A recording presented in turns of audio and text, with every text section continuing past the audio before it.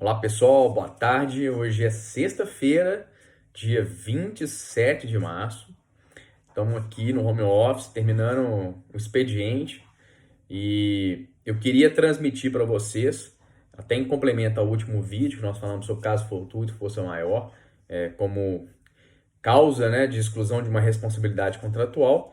Eu queria dividir com vocês a experiência da semana, diversos trabalhos que nós realizamos para diversos clientes que começaram a receber notificações de suspensão de contrato dos seus clientes e fornecedores e que agora a gente precisava responder essas cartas e também algumas situações em que nós notificamos para os nossos clientes, né, os seus contratantes, da impossibilidade de executar determinado tipo de serviço em razão dessa pandemia. Eu não quero adentrar muito em teoria do direito, teoria de determinados institutos, mas é muito importante a gente entender nesse momento o que é a teoria da imprevisão. Por quê? O caso fortuito força maior, ele traz dentro de si a teoria da imprevisão, ou seja, a possibilidade de você não cumprir um contrato por um evento que aconteceu superveniente que não era previsto. Então, a teoria da imprevisão era justamente isso, tá?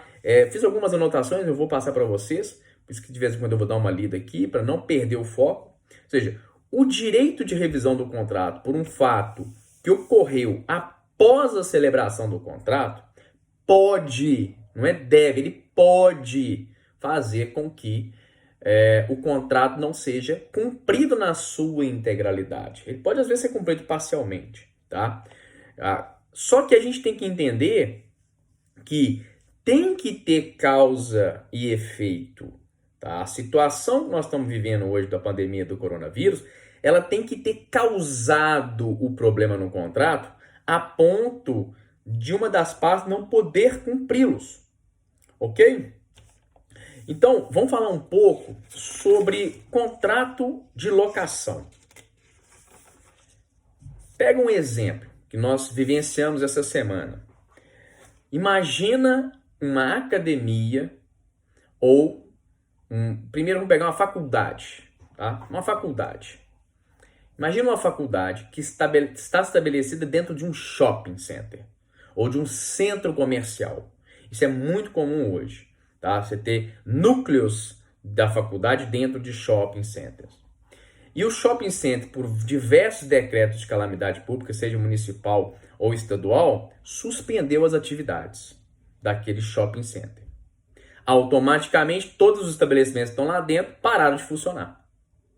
E a faculdade? Parou de funcionar? Fisicamente, sim. Mas se a pergunta que tem que ser feita, né, a pergunta, inclusive, foi nas contra-respostas de notificações que nós recebemos. Ela está prestando serviço educacional ainda, seja por meio online ou outra forma? Sim, está. Né? Ela virou a chave e passou a gravar aulas, os professores a gravarem aulas ou fazer até lives com os alunos. Ela suspendeu o pagamento das mensalidades? Não, não suspendeu. Então, se ela não suspendeu o pagamento das mensalidades, se ela continua prestando o serviço, ou até mesmo não está prestando o serviço, mas não suspendeu o pagamento das mensalidades. Às vezes ela vai utilizar esse período que continuam pagando a mensalidade, para quando for fazer as reposições, né, aquele valor já foi pago. Ora, se a faculdade continua recebendo o pagamento, por que o locador deveria abrir mão do recebimento do aluguel? A alegação da teoria da imprevisão ou do fato, caso fortuito ou força maior, por si só, não pode ser caracterizador desse direito. Ela precisa provar o efetivo prejuízo.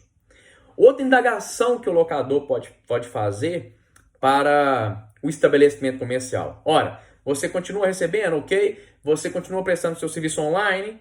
A pergunta é agora, quais são as medidas que você está tomando com outros fornecedores de serviço ou bens, ou materiais, ou equipamentos para você, para que você diminua seu risco? Você negociou com seus empregados? Você os colocou de férias? Você negociou com os empregados, com o sindicato, uma redução pequena, que seja 20, 25% do salário? Os empregados que estão em casa, você cortou o vale transporte, que é plenamente permitido ser feito. Ou seja, várias outras medidas. Você negociou com seus fornecedores uma redução no contrato, porque você também não está recebendo um serviço. Por quê? Por que isso? A gente não pode entender que se eu tenho um prejuízo, eu vou transferir esse prejuízo para outra parte utilizando a teoria da imprevisão. Isso não pode ser feito. As partes têm que sentar e cada uma precisa entender qual é o efeito dessa pandemia nos seus negócios. Agora, se a faculdade realmente teve um problema de receita, aí o locador tem que aceitar uma negociação. Porque se esse contrato for levado à justiça posteriormente, essa situação vai ser equilibrada pelo juiz. A gente tem que deixar muito claro que calamidade pública não é declaração que autorize inadimplemento de contrato. Tem que tomar muito cuidado com isso. Outro exemplo que pode ser dado aqui, a gente teve algumas consultas de locadores de imóveis para academias. Então a gente precisa entender melhor isso.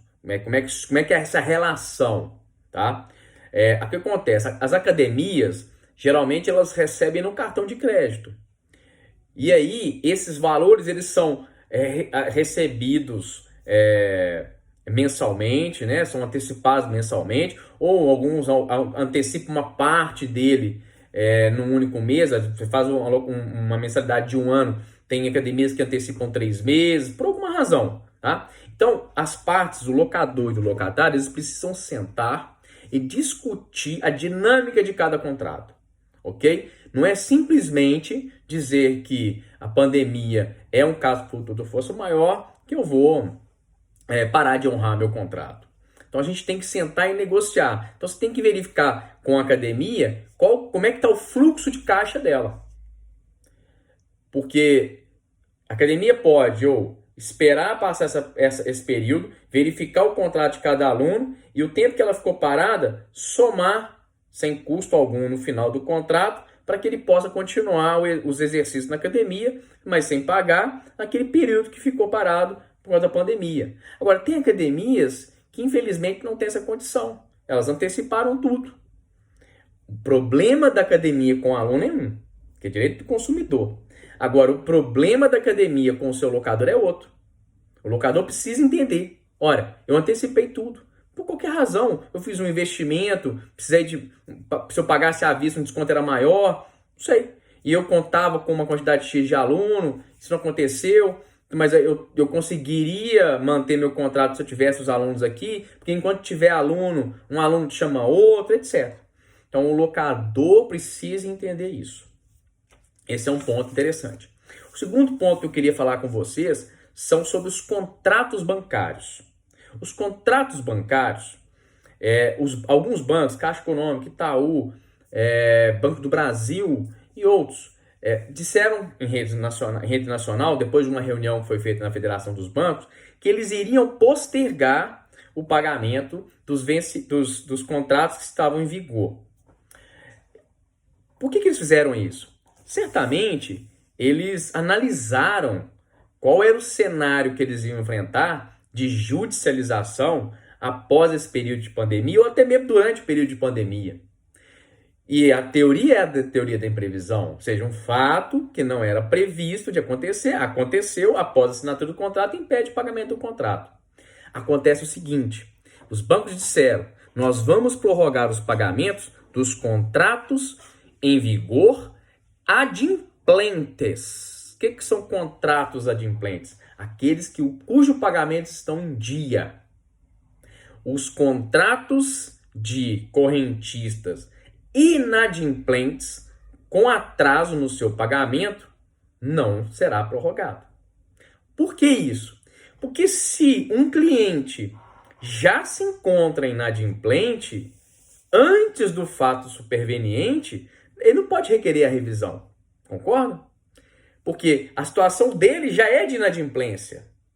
É diferente daquele que está pagando em dia, que fez um fluxo de caixa na sua empresa para pagar o financiamento e com um impedimento das suas atividades, ele não pode mais exercer o seu serviço, a venda dos seus bens, e aí ele não tem recurso para pagar o financiamento. Aí o fato superveniente, esse sim impediu ele de fazer o pagamento.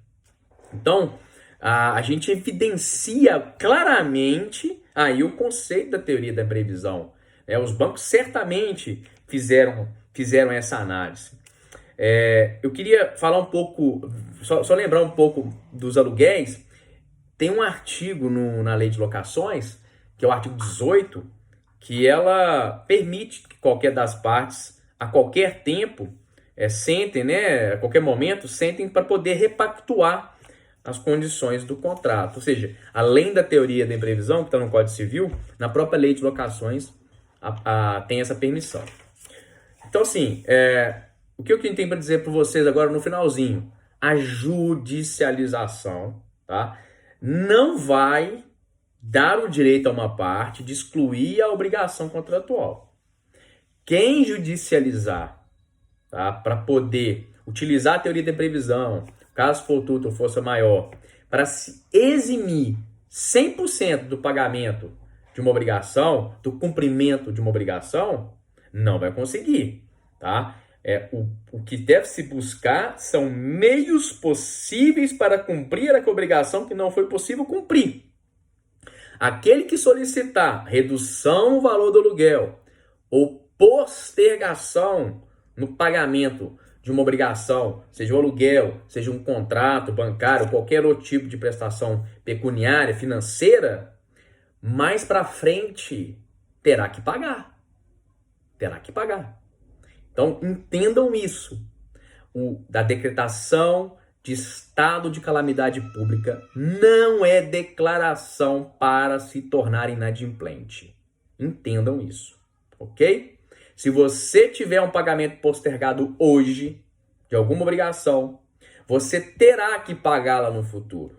Se você teve um desconto condicionado, ou seja, o que é um desconto condicionado? Olha, tudo bem, eu vou te dar um desconto em razão da situação que nós estamos vivendo, tá? Mas quando isso passar, nós vamos sentar para você me dizer como que você vai me pagar.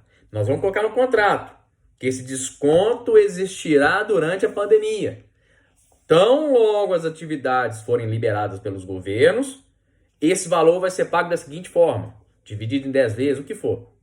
Os bancos vão postergar por 3 meses, mas depois que esses 3 meses passarem, se a situação estiver mais confortável, eles vão sentar com você, ou já vai estar escrito em algum documento, como é que vai ser a forma de vocês pagarem aqueles valores que estão postergados. Pessoal, manda mensagem aqui no direct que eu respondo todas elas para você. Semana que vem nós vamos falar um pouco sobre tributos. Mas não vamos falar sobre o que o governo fez para postergar tributo, não. Como que você, nesse período de demissão, férias, pode economizar tributos e até mesmo levantar créditos tributários dos últimos 5 anos para você fazer caixa para quando você voltar às suas atividades, ok? Até lá, um forte abraço, fique em casa e aproveite o final de semana com a família.